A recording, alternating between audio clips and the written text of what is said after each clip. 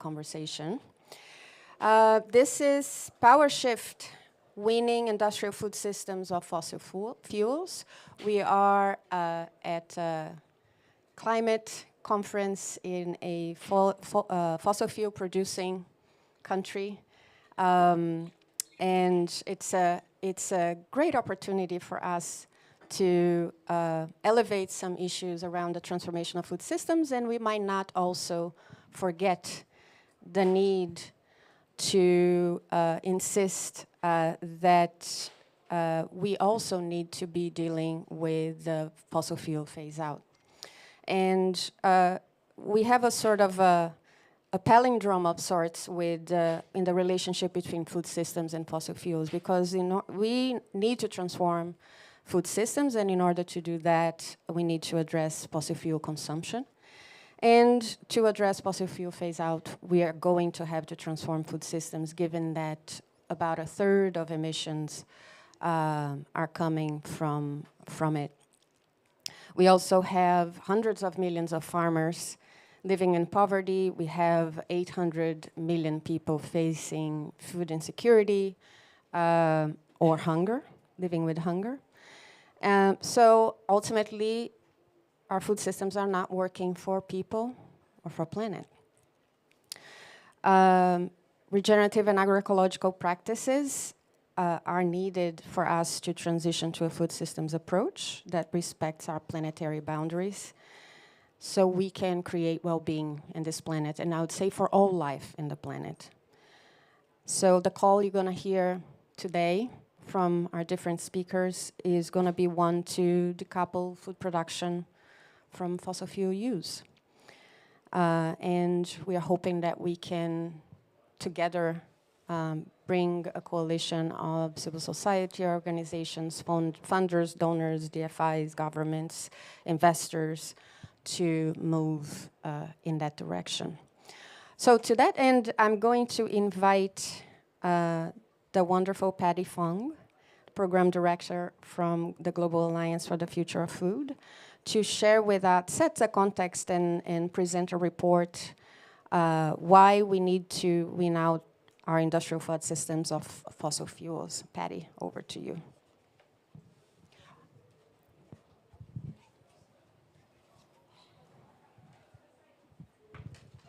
Thanks, Marilia.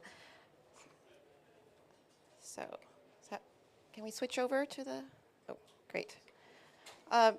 So we commissioned this report about 10 months ago in anticipation of the location of this COP. And for a couple of reasons. One is the location. We knew that this is an oil-producing country. We also knew that this was going to be the COP where food was going to be showcased. And the worry is that we wanted to support the political opportunity without it being used to deflect from the attention and need to phase out of fossil fuels. And we also knew that our stakeholders are siloed. You have people working on energy transition, fossil fuel phase out, working and in separate buildings and separate pavilions and not interacting at all. And then we have those working on food. And so we wanted to understand well, how are the two systems connected? We know they are, but to what extent? So that's how we started with this work, is to really map out the interconnections and look at, well, where are the synergies, where are the trade-offs, and what does it mean? How could we start to work together? So as Marilia said, what we found is that you can't do one without the other, right? So yesterday's Leaders' Declaration was amazing, a great step forward. For the first time, heads of states have acknowledged the role of food, how it's being impacted by climate change. Not enough said on mitigation of food systems, and nothing said on fossil fuels, of course. And what our analysis found that, food systems account for a third of global greenhouse gas emissions, and at least, and this is a really conservative number, of 15% of fossil fuel use annually. And when I say conservative, because this hasn't been done before. We kind of scoured all the research out there to see actually how much our fossil fuels are being used, and it's not really being measured very well.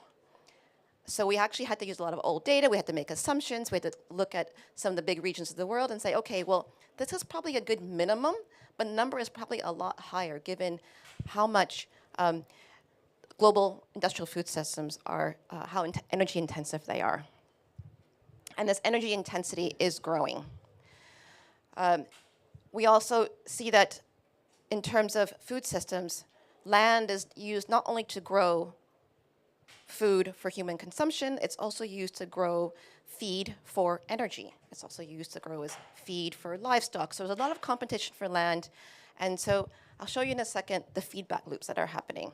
And we also see that there's a lot of corporate consolidation in the food industry, fossil fuel industry, agrochemical industry. And where you're seeing this shift towards this movement towards renewable energy, we predict that there will be reduced reliance on fossil fuels for energy consumption. So petrochemical industries are placing their bets upstream. Where are their new markets? It's in plastics. It's in fertilizers, agrochemicals, pesticides. It's where they can start to repurpose and make sure that they're still maintaining demand for their oil and gas.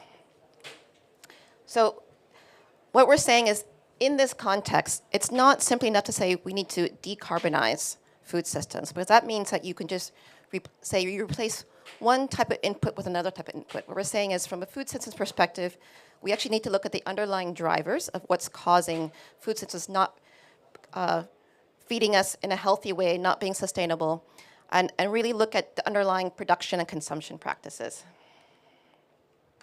So here, you can see it in the report, but just to show you that we mapped out all the ways that energy is linked and integrated into the food systems, from production of fertilizers and pesticides, to use on land, to mechanization of machinery, and on boats for fishing, to harvesting and drying, cooling, to processing, packaging, refrigeration, transport, to consumption, cooking. And then you have feedback loops, right? So you have bioenergy, biogas capture from livestock that's going back into the system. And then you have plastics and transport, right? So all the way throughout the entire supply chain. So as I mentioned, the energy intensity is growing. So this is due to increased mechanization of global food systems. It's growing use of fossil fuel-based inputs, globalized supply chain, growing demand for meat and dairy, ultra-processed foods, so the growing increase in sales of ultra-processed foods, and new food trends, such as alternative proteins. And some of the biggest barriers for delinking, decoupling the food and energy systems are the vested interests, as I mentioned before.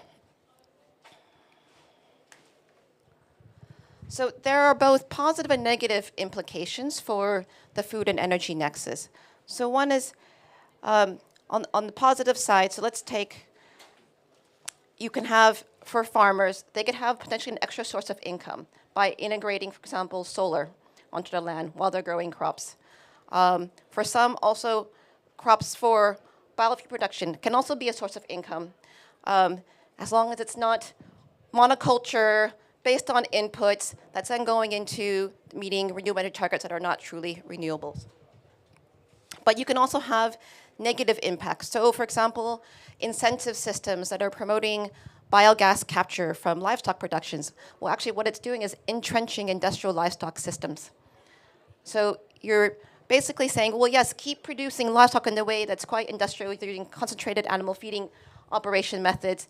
And so you could be addressing a climate or carbon issue, but you're not addressing the broader environmental, social, and health issues with industrial livestock production. And what we're seeing is that the impacts of this nexus falls primarily on the producers and the consumers. And where the profits are being made are in the input productions and in the processing and packaging, retail, and sales. So where we circled, where we broke out the benefits, the impacts, both positive and negatives, both from a positive and negative side, and we put bubbles around the size of those impacts. And we laid it out according to environmental, social, and economic criteria. We also did, to do this research, we did interviews with about 30 different stakeholders, different geographic perspectives across different sectors, and also did research of what organizations are already working on this nexus. And this is just really a snapshot of the ones that, from a quick desktop research, who are already active in this space. And you can see it's there, but there are gaps. And this is what I'll get to next. So we looked at, well, what are the high impact near-term opportunities? And that's what we identified in the top right quadrant, is we looked at impacts from near term, so the next couple years versus longer term, and opportunities. So where is our white space? So where is there already a number of organizations working, and where there are a few organizations that we could actually put in more effort to be collaborating? So in the bottom half are where there's already a number of organizations, and top half where it becomes fewer number of organizations. And then on the right side is where you'll see that these are near-term opportunities. So the first one is really phasing out of fossil-based agrochemicals, and instead of replacing them with, green inputs, really supporting a transition to regenerative and agroecological approaches.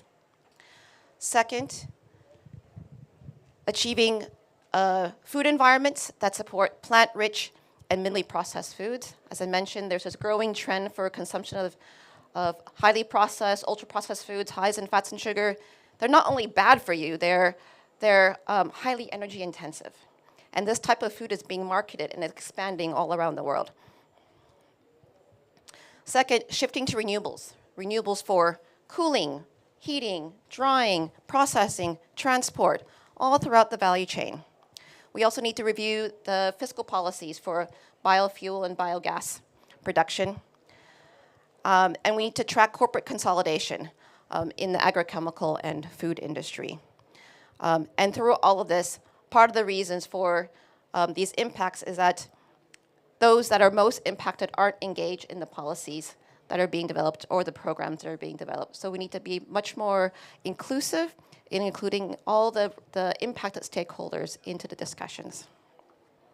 So I will end there. Thank you. Hand it over back to Marilia.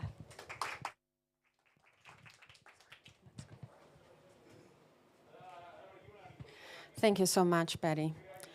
And I didn't offer you the agenda for us today, but we had Patty's presentations. We're going to have 2 panels, followed by Q&A. And because we had some of our speakers are detained in line or slow in line, if my fellow panelists would be willing, I'm going to switch the panels, and I'm going to have the second panel come join us first. So I'm pleased to invite our guest speakers. Carlos Francisco Brazão Vieira Alho is a researcher in sustainable land use at the Wageningen Institute. Elsbeta Klein is the CEO and Director General of the International Fertilizer Association. And Rosina Benya is an environmentalist by profession, and she's currently the country coordinator at Pelham, Kenya. Thank you so much for joining us today. And Carlos, I think I'm going to start with you today. Our Oh, yeah.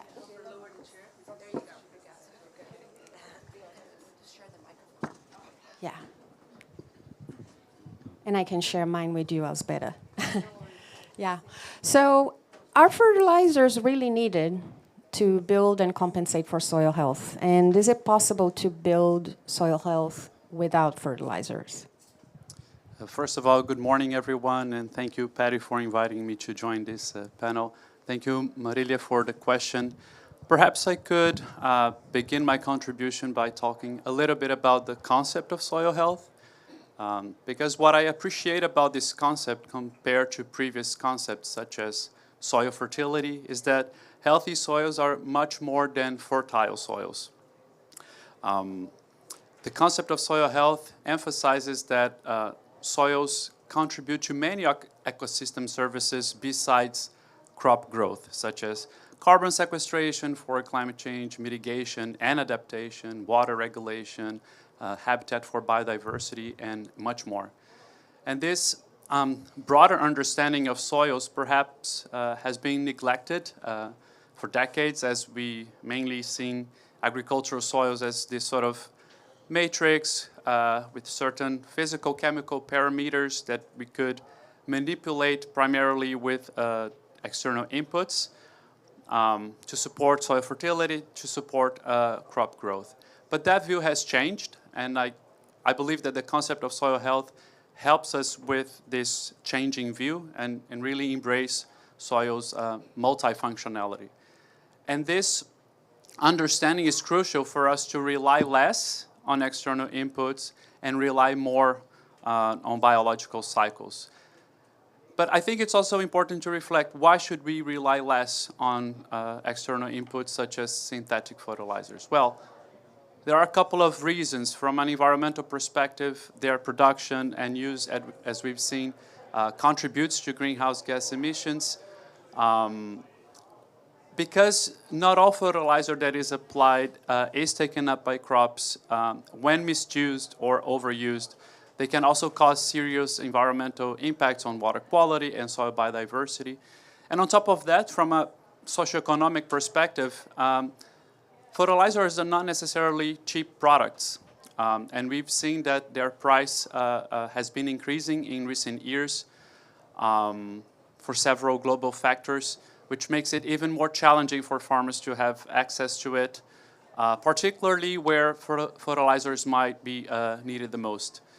So that means that we shouldn't necessarily completely avoid fertilizers, because when used correctly, that is, the right source, the right dose, the right time and placement, they play an important role in replenishing agricultural soils with the nutrients that we extract through cultivation. So there's definitely a potential there for food security, but also overall biomass production. But despite their importance, fertilizers alone will not build healthy soils. Therefore, it's important that we combine it with holistic approaches such as agroecology and regenerative agriculture that are based on principles such as keep the soil covered, minimize soil disturbance, keep living roots year-round, maximize crop diversity, integrate crop, livestock, forestry systems, and what I hope is my take-home message, rely less on external inputs and rely more on biological cycles. Thank you so much, Carlos. And Elizabeth, if we must transition to a world in which regenerative agriculture and agroecological practices are dominating the field, what is a future you see, and here as someone who represents the International Fertilizer Association, what is the future of the fertilizer industry in this world we want to build? Thank you, Marilia, and thank you for the invite to this conversation. So first of all, I'd like to thank Patty for a really interesting report because it highlights quite a few things that we all need to know. I'd like to build up on what Carlos said, which is when you grow a plant, you are taking nutrients out of soil, and those nutrients go to a plant. And when we eat the plant, we eat those nutrients that come from soil. And if you think about botany, our basic agriculture, it is about mining soil. When you put nothing in your soil, there is already a bunch of nutrients in a soil. The plant will take it, and you will have a certain yield. But when you plant again next year, those nutrients are no longer there. So you have to bring them in. So fundamental question is, where are those nutrients coming in? And these nutrients can come from organic sources, they can come from inorganic sources, they can come from wherever we can find them. But soil needs nutrients. I think that's the concept that we can all agree on. And then the question is, how do we manage to grow food with the least impact on the environment? So for any amount of food that we need to have a certain number of inputs. They can come from wherever they want to come, and we need to add them to soil so that we actually create food for the future. So a couple of thoughts on just a reflection on the report, and I'm going to give you a little bit of a future of where I see the industry going in. A couple of thoughts as I was listening to you, Patty, and I was reading the report last night. Diet shifts. I think this is really critical, but there is one missing thing, and that is role of animal protein in diets. As countries develop, they eat more animal protein, and I don't think you guys addressed it. And I think it's hugely important because for animal protein, we need to grow so much more plant nutrients because we are feeding animals with whatever grows on land.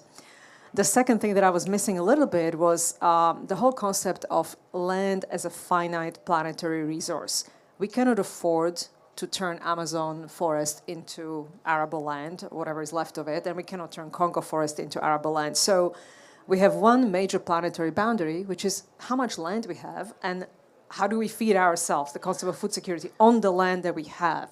And that is like, to me, that is the equation that we need to optimize.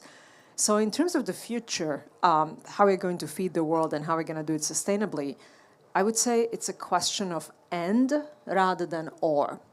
I would like to see the world where we step away from this is absolutely no, this is absolutely yes, and we go through a transition.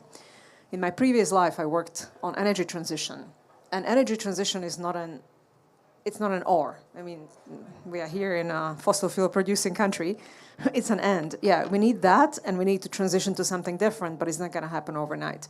When I look at how we grow our food, it's not going to be a switch that one day we say, okay, we're done, no more fossil fuels in our food system. We have to get there, and we will have to have a transition. Last thing I want to mention in these opening remarks, Maria, is that last year in 2022, we realized how much our food system depends on energy. Food is energy. And why do we see supermarket prices in many European countries and in North America going through the roof? Because of the energy. Because energy has gone up. And that connecting points in the energy and food system is a fertilizer because it's produced by using fossil fuels, as you rightly pointed out. So we are interconnected, and we cannot do one transition without the other transition. So we have to think much more holistically about where the world is going and align our food systems to what we need to have in the future, and then design a transition. A lot of time has been spent in these COPs on energy transition. I believe not enough is spent on agriculture, not enough is spent on this transition. Absolutely, and connecting the point around transition, which we know we have a journey ahead of us and that we must embark on. I think one of the really important points for us to not lose track of is the farmer perspective, right, in that transition. And it would be really great, Rosina, if you could share a little bit with us your perspective on how a continued dependence on fossil fuel-based inputs such as fertilizers and pesticides impacts smallholder farmers from a socioeconomic, climate, health aspects. And what is your perspective on what needs to happen and what we can do in this room to support that transition for the farmer? Okay. Thank you very much, and good morning, everyone. I'm glad to be here. And yeah, the smallholder farmer is a very important person or chain supplier. That's where the production starts. And just giving the context that in Africa, most of our farmers are smallholder farmers. In Kenya specifically, we have over 84% of the food that we eat coming from the smallholder farmers. And for me, I'm a strong believer that if we have also to sustain the food systems, we have to make it a business for everyone, not a few large-scale farmers feeding an increasing or growing population, and therefore the role of the smallholder farmer must be in a core in all discussions that we have to talk about in agriculture. And from the Pelham Kenya network, we have been working with these smallholder farmers, and some of the things that we have observed is that if we continue with the agrochemicals, and especially the ones which are very, very harmful, or inputs that are harmful the supply, first they harm the health of the producer themselves. We have had cases where the farmers have been affected, and we don't want a situation whereby the little money or the money that the income that is gotten from farmers continues to go to other areas, to hospital bills and other issues. But we want consumers and both also producers, when they are producing the food, to be actually safe, to be safe and to contribute in a safe way from the earth. Even for the consumers who are eating the food, I know that even in our countries, African continents, we have had some of these very harmful chemicals which are banned elsewhere. They still find themselves in the markets. And the residues are still there, because in Kenya we have had instances whereby food meant for export is returned at the airport. And for me, the question I ask myself is, when this food is returned, who wants to eat it when it's back to the country? So these are issues that we need to look at. And the other thing is the environment health. As an environmentalist, it has been a long time I met a swarm of bees, or at least they can pass by. When we were growing up, it was a common practice that you are just in your house and the swarm of bees is passing. But we are losing pollinators. And our biodiversity, we know it's at a crisis. Some of these agrochemicals, they harm from the soil to the environment to the biodiversity. So we have to think about it. And there's a lot of potential with agroecology and the systems that are not having to depend on these agrochemicals. Smallholder farmers are willing to adopt these practices. And secondly, for me, is the issue of independence, because we don't want systems which put the farmer at a risk, whereby before you even think about planting, your mind is, where will I get the chemical fertilizers? Where will I get this input? Do I have the money? And we saw this as a big problem when we had the global fertilizer crisis after the war in Ukraine, which still continues. Our countries, different governments had to set a lot of money to residues and reducing the fertilizer cost, so that farmers who really depend on those inputs can continue to survive. But ideally, we have other pressing issues. Even in Africa, we need to, those money should have been set. So we don't want a system whereby farmers have really to ask themselves so many questions. We need systems where farmers have the right of choice to be able to have their own bio inputs ready at any time of the food production level, so that they don't have to struggle with economical. They're already struggling with other issues, cost rising, cost of living. Then you are here struggling with expensive chemicals, yet there are options. There is a lot of traditional knowledge in Africa, in Kenya, and elsewhere, whereby we don't have to depend on very expensive inputs which are harmful to the environment, harmful to the consumer, harmful to the producer themselves. And therefore, for me, is every decision we have to make, we have to look at the smallholder farmer. We have to look at the safety of food when we are talking about food security, so that it's not just the amount of food, but is it healthy food that we are eating? For me, that's the biggest question we have to address, and we have to move from these fossil-based agrochemicals and support more regenerative practices, agroecological practices, and biological inputs. Thank you so much, Rosina. And staying with the topic of transition, Carlos, what are the implications for the transition, especially in degraded soils? Yeah, perhaps I can build on the topics that were mentioned here. For farmers to use organic fertilizers, they must have access to it.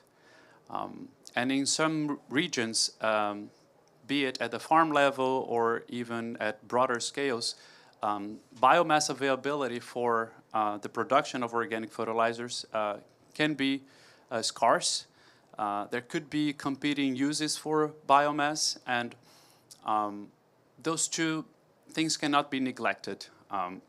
And even when biomass is available, there's still a great potential to improve the processes by which biomass is converted into organic fertilizers in such a way that these processes are low carbon in terms of energy use, but also greenhouse gas emissions, that in the end, they are actually delivering products that are rich in carbon, rich in nutrients, that they are safe, they are not full of heavy metals, for example, that their resource use is as circular as possible, so that we are using waste streams instead of, for example, growing specific products for biomass production.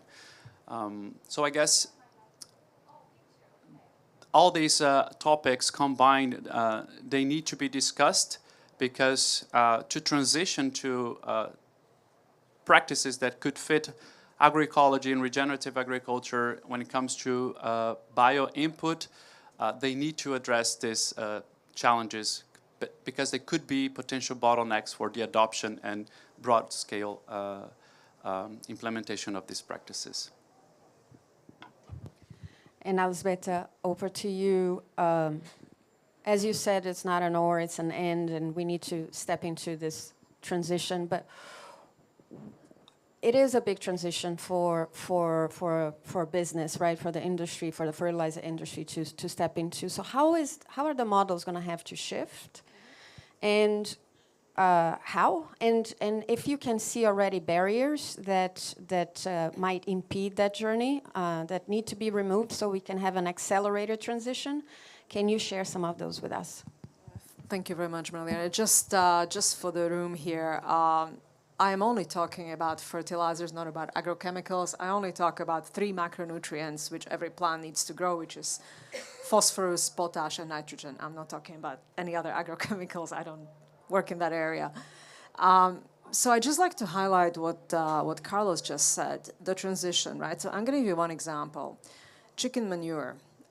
In order to get the amount of nitrogen that a particular field needs in a chicken manure, it can be delivered in 4 tons of chicken manure for a hectare, or it can be delivered in a bag, of about 50 kgs. What we have to think about as we are thinking the transition, I'm not talking about the one is better than the other. When a farmer finds a source of chicken manure for his farm or for her farm, they need to find a truck that brings 4 tons of manure to the farm. There is fossil fuel involved to bring the manure to the farm. Or he can go to the nearest depot and buy a bag of fertilizer and spread it. I'm not saying one is better than the other. We just need to holistically think in what it takes to get that organic fertilizer to the farm if they can find it. The other thing we need to think about is if all the fertilizer today converted to organic, just manure from animals, we would breach planetary boundaries of methane because we would have so many animals for the amount of food we are producing that we would breach planetary boundary of methane. All this to say is that there is no single solution. I wish there was a single solution and then I wouldn't do my job. I do my job because it's so complex to actually figure it out, and that's why we are talking about food systems. It's extremely holistic. So what we are doing, a couple of things. What we didn't talk about in this forum is the CO2 emissions from producing fertilizers. And so my company did a work on Scope 2, and we announced that in Glasgow at the COP. And we did a work on Scope 3 last year with Systemic. We are keenly aware of the trade-offs, and our approach is holistic. So we open up the association to any startup that brings any plant nutrients to the solution. So we have about 20 startups that are using microbes, they're using biologicals, microbials, you name it. The solution is in an and rather than an or. Bring us a solution that can actually be scaled up, and we are good to go. So the transition is going to be messy. It's going to be the same transition as we see in the energy sector, is that we are going to go back and forth, and we're going to go and try a few things, and they may work or not. But what I'd like to leave with you is that the holistic approach, we have to think about how we actually get things done. I would disagree with the report of Patty on one thing, on what is positive for the farmer. Is it positive for the farmer if they can do biofuels? I'm not convinced. I'm not convinced, because you're taking away land that can be used to produce food. So we can debate whether it's good or bad. It's probably both, right? So all I'm urging you is think about it holistically and think about it in a systemic way, because there is no simple solution. And we invite, actually, my company organized a startup showcase for Africa, where we brought 192 startups to pitch solutions on how to bring plant nutrients to farmers in Africa. And we plan to do a lot more of these startup challenges, because we need to invite all the solutions to the table. Bill Gates talked yesterday at the pavilion next door about the need for innovation. I think this is really true. Fertilizer industry is relying on processes from 1905, Haber-Bosch. None of us were born then. None of our parents were probably born then. So we need to bring something new to the table, and we need to bring the innovation to the table.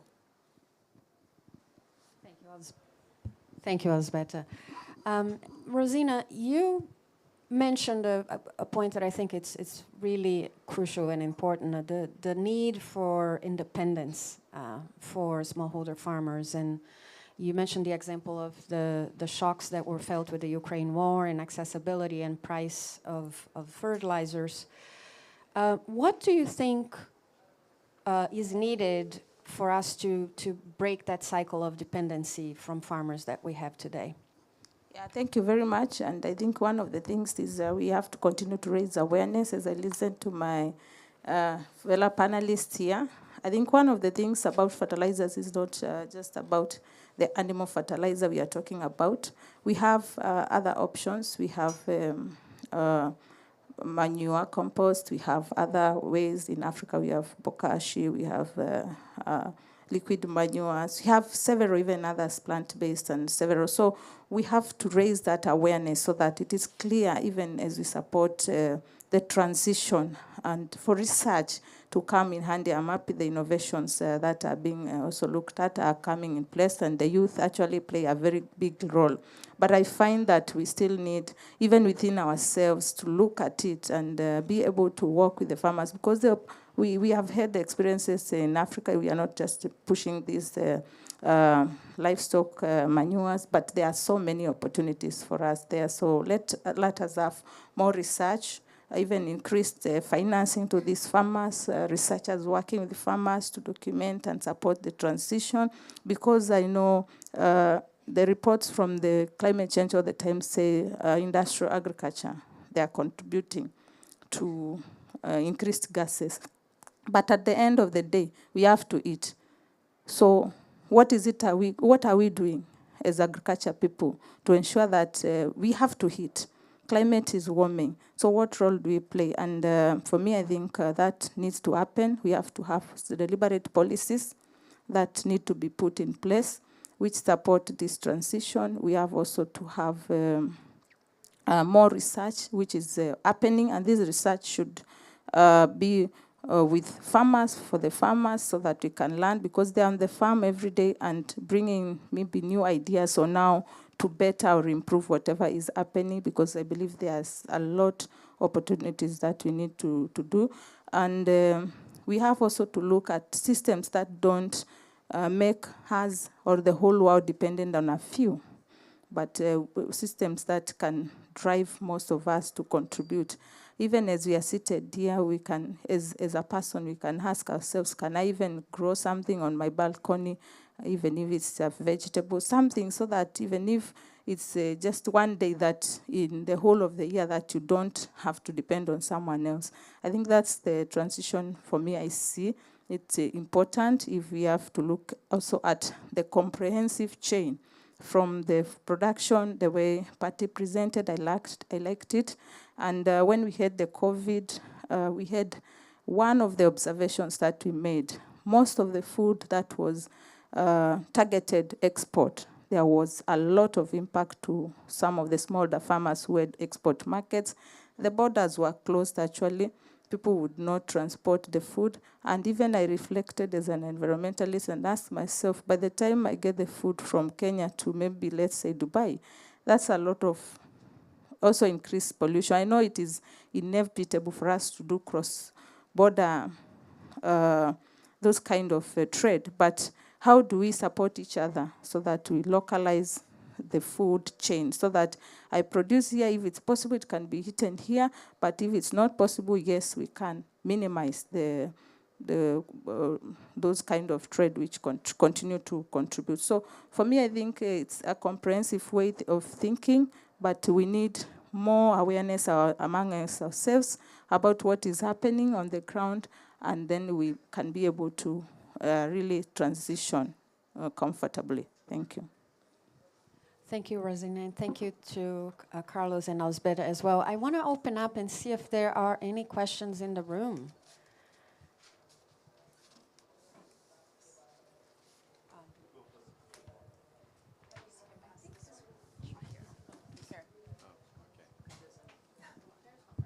Okay. I I think that what I heard about the way plants grow in relation to fertility, to me, is still based on a lot of the early thinking. When I studied agriculture, it was the soil science was about soil physics and soil chemistry. Very little attention to soil biology, for good reasons, because we didn't have the technologies to really understand the biology of the soil.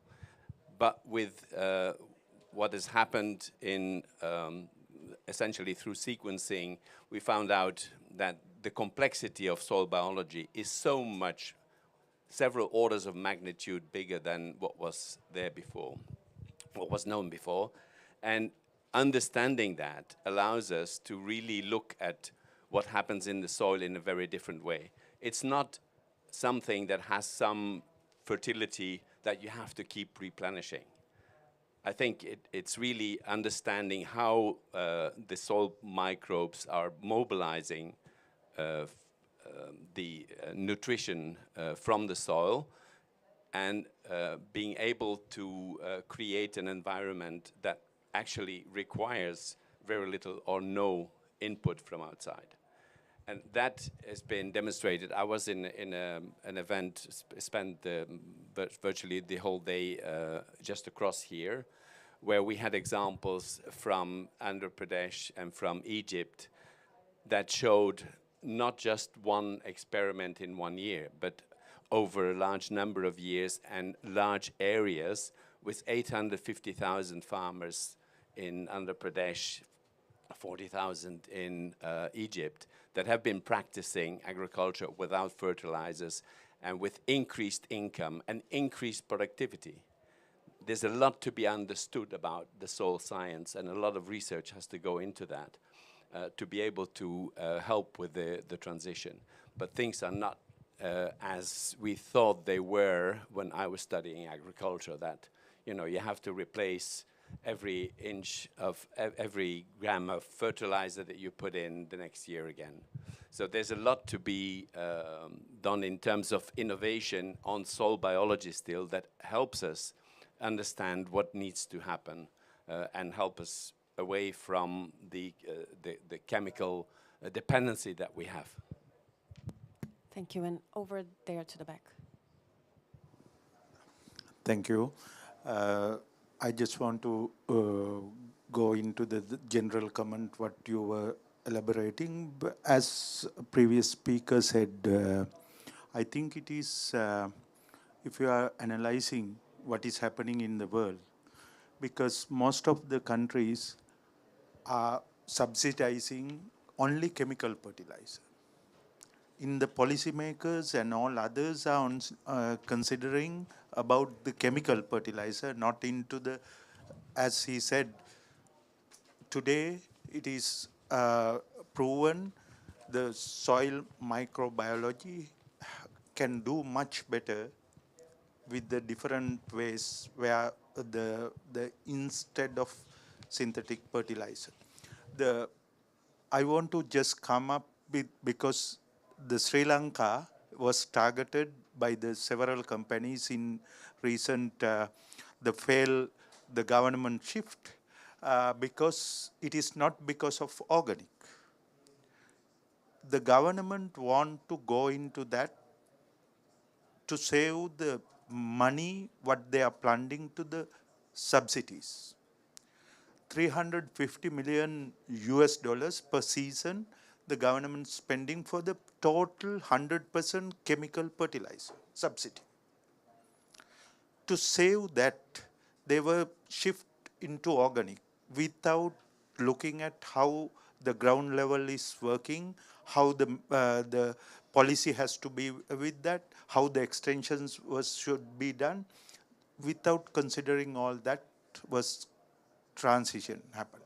But if you look at how the organic farmers or the agroecology is working in Sri Lanka, now it is much better, because as she was saying, we are not spending much into the chemical fertilizer, even though subsidy is going on to the chemical. Now, the trash fish buying very little money, they are shifting to the fertilizer. That's a technology we have learned. And the earthworms, how they are working in the country, it's very well.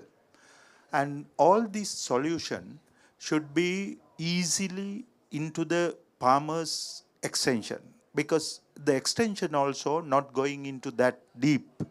And as he's correctly said, microbiology has to understand even the extension, and also the the especially in the corporate sector, if they can provide some of these inputs which are available in the rural areas, they can start the remote, the different their businesses, because it will be help who can't be afford. Because in today, the main cost of the fertilizer going to the transportation. And in that way, if we can improve the farmers' knowledge in the village, how it can be themselves produce the fertilizer, that is the end result where we can do. Thank you so much. And I would love to see if any of our panelists we didn't have questions, we had remarks, but are there any reactions you feel an urgency to respond to?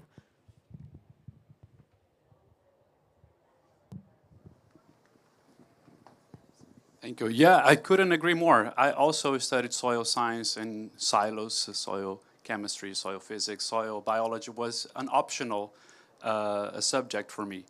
And indeed, as I try to point out, understanding soil biodiversity, and particularly the role of soil biodiversity in the provision of ecosystem services, will definitely help us rely less on external inputs. But I agree that in agricultural soils, we are constantly extracting nutrients as we grow crops. And these nutrients must go back somehow if we are to sustain agricultural productivity. That doesn't mean that they need to come from synthetic fertilizers. And I guess we all agree here that transitioning to organic fertilizers can be one of the options, but we also need to address the bottlenecks for the broad-scale adoption of organic fertilizers. And I just want to stress that, well, we already mentioned here that there's a huge potential to invest in these technologies, to improve their processes, to make sure that there are markets for their adoption, and that there are policies and incentives and mechanisms that farmers can have physical access to these products and truly use them on their farms. Thank you. I also want to comment, and thank you for that observation. True, most of the people who went to university colleges, there was a lot of focus on other things, but the microbial biological aspects of the soil was not so much concerned. So it shows us that we need a total shift, understanding all the processes, including curriculums. And just this week, in one of the counties in Kenya, we launched an agroecology curriculum, which is supposed to be helpful for even extension and other people who want to really focus on agroecology. The other thing I want to agree with the observation from Sri Lanka, I think most of our governments have really been focusing on subsidizing of chemical fertilizers, but we need an equal equation, because even when you look at the climate financing, how much is going to agroecological practices, so that we can be able to match our big brothers, if I can call them that, so that we can showcase. Because if there's no much attention that is being given, then we are not able to really showcase what we are doing. And the farmers are there, they are willing, and they are practicing it, and it is successful. So for me, why would we spend a lot of money subsidizing when we can have a comprehensive way, even a farmer themselves not needing to transport the organic waste from organic inputs from other places, but having and I find agroecology a solution to many problems, because even some of this food waste that is happening can be transitioned or be part of supplying the inputs. If you look at some of the big projects, or like black soldier fly, they are solving many problems, including pollution, or so many things that they are solving. And so we need to just give some little attention, even in our climate discussions, more of climate financing also to agroecology. Thank you. Thank you so much. And Asbeta, if Last you have comment. 2 words. Broad agreement. New technologies are essential, and we need to scale up. We need to find a way how to scale it up. We need to put enough money into AgTech. And example of Sri Lanka is an example of how not to do a transition. Transition is complex, and we have to do it carefully and in a measured way, because the way how we did it in Sri Lanka, unfortunately, brought some unintended consequences. So broad agreement in the room with everything that was said. Thank you. Thank you so much, and please join me in thanking our panelists.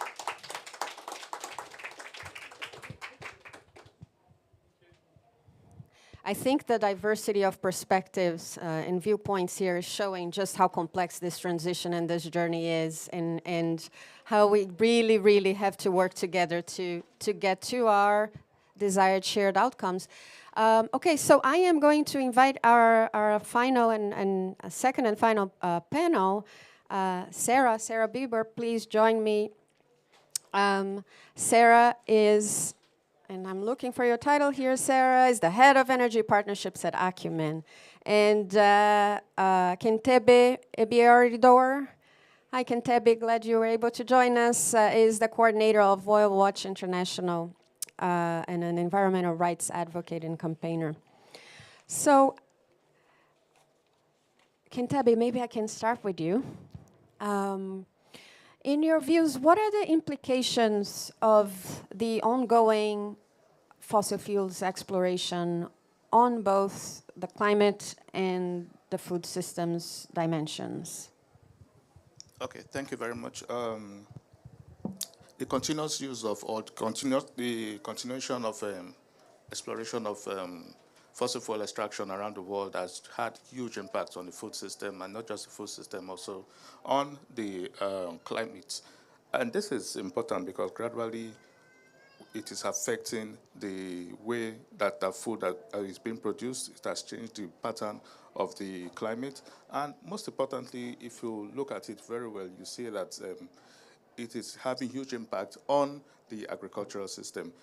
Back my place in Nigeria, where I live and work, I look at the way the oil exploration has affected the farmers and also the community people. Communities have little or nothing left of their farms. They have little or nothing left of their fish ponds, and that has increased the poverty level in the society.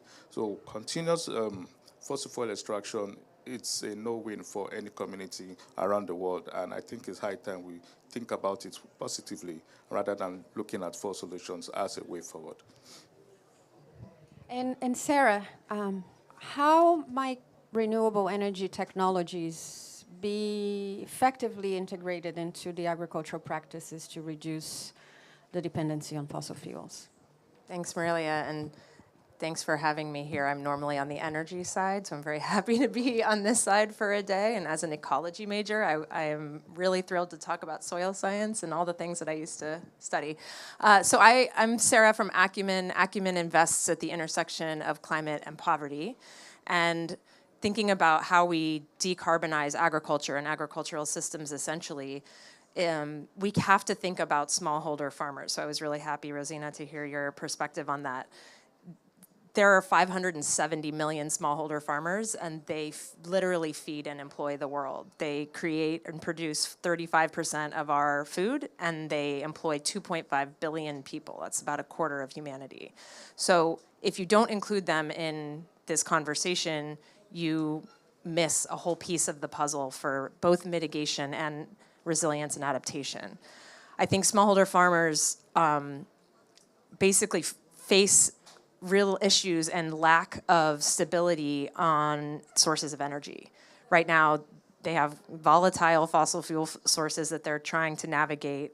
They are not going to be able to be resilient if they're facing climate shocks and they don't know where they're getting their fuel. And so we have to provide them with renewable sources. We invest with support from IKEA Foundation and other partners in small but growing businesses that are providing renewable energy products and services to smallholder farmers to power their farms and power their livelihoods. Anything from, investing in solar water pumps for irrigation, e-mobility for transporting their goods to and from market, cold storage, solar-powered cold storage to reduce food waste, solar dryers to reduce food waste. These are all things that can be integrated into the agricultural supply chain that makes them more resilient and reduces emissions. So it's sort of a win-win. I think, we can continue to invest in that stuff, but we also have to take, as an energy person, we have to take an agricultural perspective and think about what the farmers, what their challenges are. And so we have another new program that we launched this year called Trellis that is really all about supporting the farmers themselves, getting market offtake, more efficient agricultural supply chains. Anything that we can do to improve the sort of resilience and adaptation of these farmers benefits the climate as well. And so I think we've said this over and over, I don't want to keep repeating the same thing, but it is holistic, they are linked, they are totally intertwined. Food and energy need to be working together. Thank you, Sarah. And Kentebe, what are the specific actions that you recommend as a call to action in the context of this complexity that we heard and the challenges that we have in transitioning away from fossil fuels, and particularly in the food systems? What are specific actions, and should our approach be focused on phasing down or phasing out of fossil fuel usage, and what is possible? Okay. First of all, I will begin with a total phase out, because if you continue to go around the issues around fossil, like you don't want to really tackle the situation, that means we'll be looking at maybe phasing down with the continuous exploration going on. Part of the issues, or part of what I could recommend, are there should be deliberate and democratic transition processes. Democratic in the sense that it has to be people-driven, it has to be carried along by the community people. Government must negotiate and also communicate with civil societies in defining and also addressing a strategy that leads to a just transition. And we have to look at the situations where the government has to, in a way or the other, make sure that the communities are a part and parcel of the entire process. Now, when I want to go back to the phasing out. I want to concentrate on that because it's high time we look at these issues around fossil fuel extraction and for solutions that already continue in the world. It's high time we have to look at the tragic situations that are already continuing in our planet. Our planet has no planet B, and it's important we take hold of it and make good use of it as we can do it. So a total phase out will be a call for me in terms that the world needs to think around alternative sources of energy. We cannot keep depending on fossil fuel extraction. If we keep depending on that, of course, we've seen the damage it has cost us. We've seen what it's also costing us. And it has also created this chariot of every year we come to this pavilion or this platform where some time ago it was called the Conference of Polluters. But right now, I don't know if it will still be called the Conference of Polluters, but we come here every year to keep discussing situation. Why not looking at real solutions, but either one way or the other still promoting solutions that are like an illusion to the true situation. So I think a total phase out will be the way forward, and I think it begins now. Thank you, Kentebe.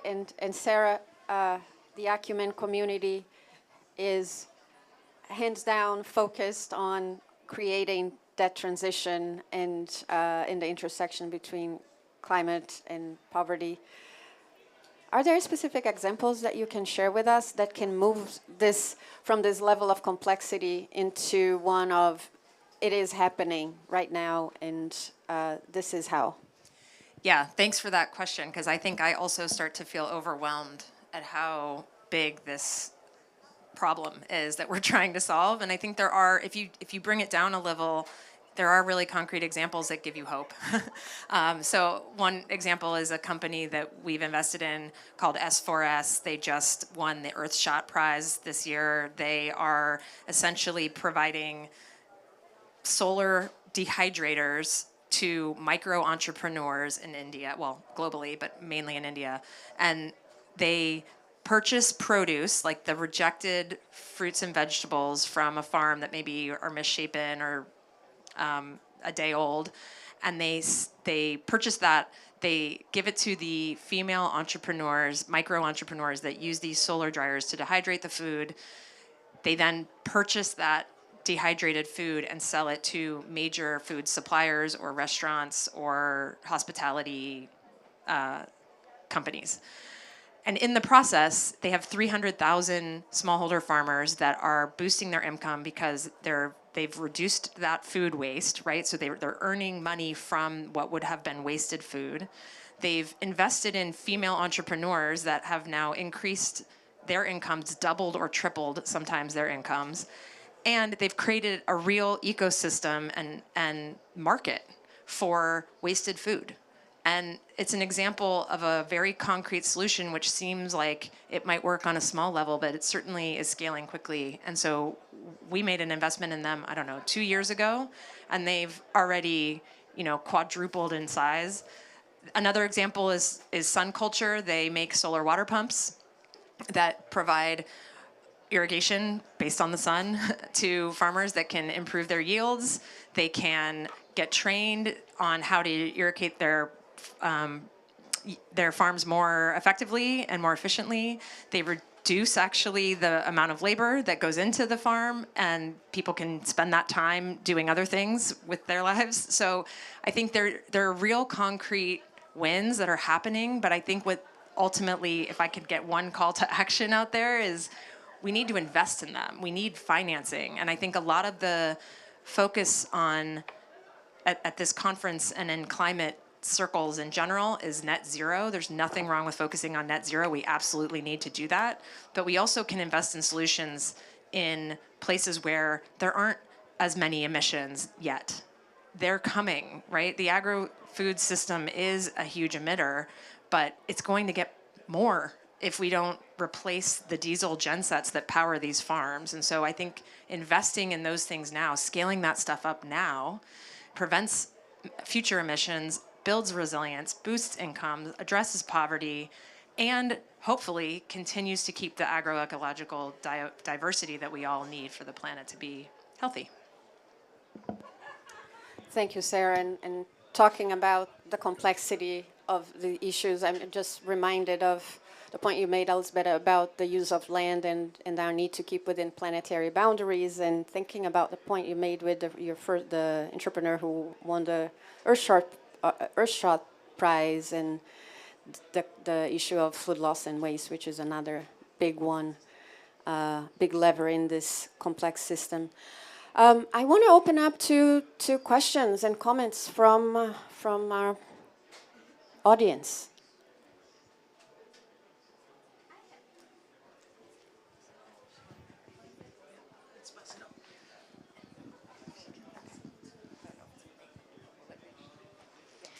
How to balance the scaling up of solutions and the localizing of solutions? Because there are a lot of systems, especially food systems, that get a lot of benefits from localizing, for example. So how do we manage to do that balance in order to reduce the emissions? I'm happy to take a stab, and then maybe if you want to address as well. I think investing in the system itself at the local level and proving out that system works is how it's going to scale. So it's not either or. I think you do need to feed people, and we need food security, but and that food is being provided by small systems. And I think a lot of people don't know that. I think a lot of people think that there's like large monocrop agriculture is how we get our food. It's not. But we aren't investing in the smallholder systems that are already out there, that already often use local systems to begin with. So I would just say investing there, not not assuming that that's not a place to invest, that it needs to be something at scale already.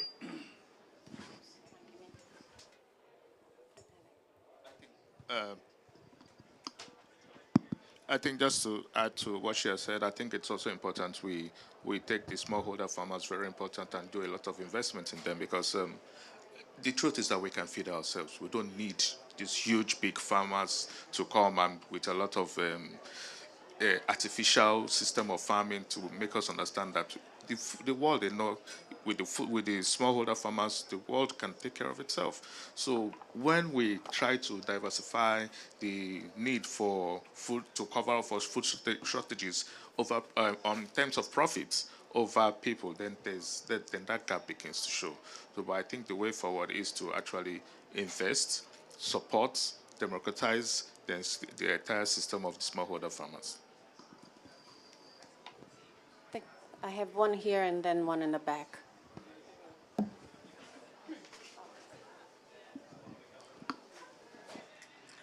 Thank you so much for the presentation. I'm Fatma Al-Hassan from Sudan, the national convener of Sudan Food System.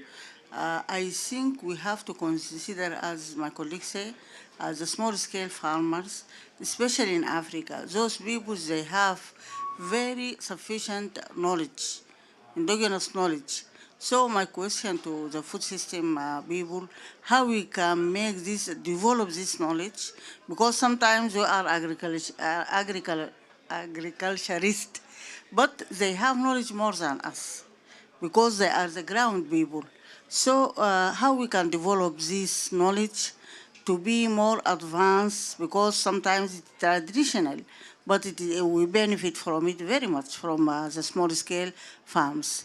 And these people, they have high percentage in food security. Thank you. Yeah, I mean, I think investing in making the traditional knowledge that we already have in our smallholder farmers more efficient, creating offtake systems for them to prevent the amount of time that they're spending running around between market and farm gate. I think creating transport solutions, creating extension services that give them what they need, the inputs they need, and those inputs don't necessarily need to be industrial fertilizers. They may already have that within their system and just need access to it. So again, I just think that's really what Trellis is trying to do, is give those tools out there to make these traditional uses even more efficient, even more climate friendly, even more resilient for the farmers themselves, and increase their incomes. I think I totally agree with you, but most importantly is this total support that the smallholder farmers will need. I know they have local knowledge of how to grow their crops and also support it, but they need support. They need massive support. And I think governments and corporations should channel their energy towards how to ensure that Africa can feed itself. You know, most continents can feed themselves. It's just about understanding the way forward and agreeing to a particular pattern and say, hey, if we follow this pattern, I think we're going to get a huge result. But if we are not deliberate about it, then we're going around the circles.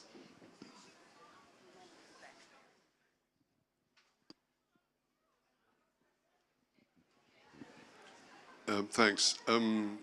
Sarah, congratulations on some of the work you're doing. I had a quick look at your website and it looks very interesting, all the stuff that you're up to. The elephant in the room, though, is fertilizer production. So I'm just wondering, and I missed a bit of the earlier session, so this might have already been covered, but I'm just wondering what you're seeing there to wean fertilizer production of fossil fuels and who's kicking some goals and where you see that heading.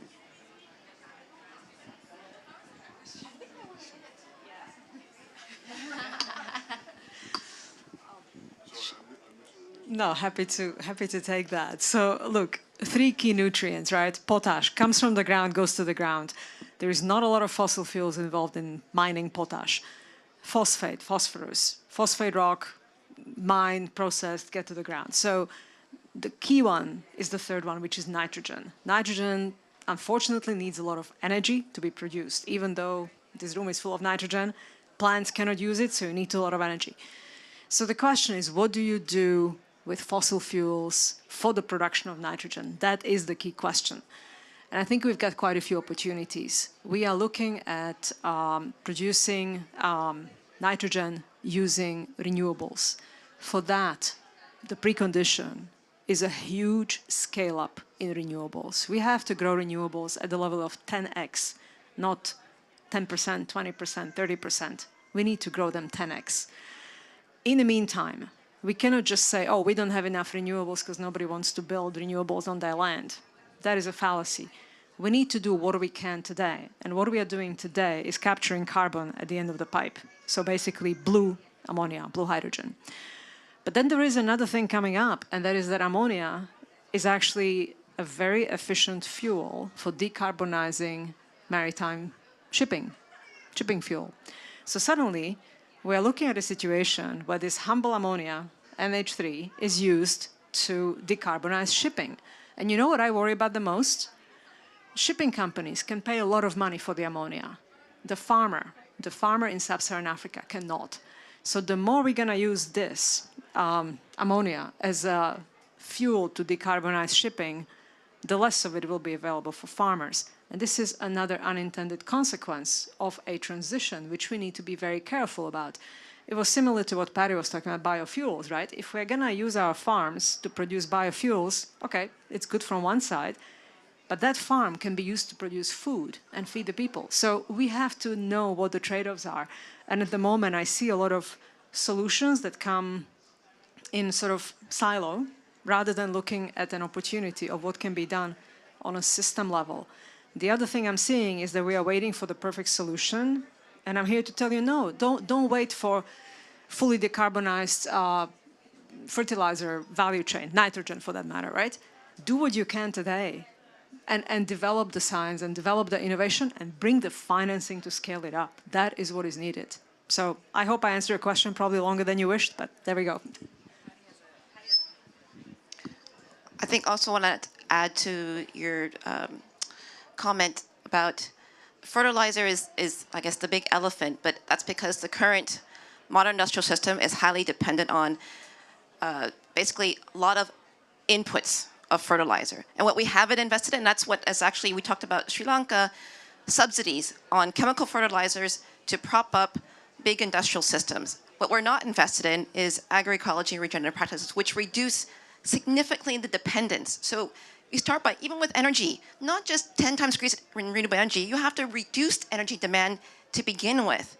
You can't just replace one source with another. So if we change our production practices, then you'll find a much less dependence on external inputs, on fertilizers, and then you can look at, well, what are then the replacement options for that residual need? So I think we have to start from the, what question are we asking ourselves about our production practices? I want to give our panelists a couple of few words, if you have any, to comment and close our conversation today.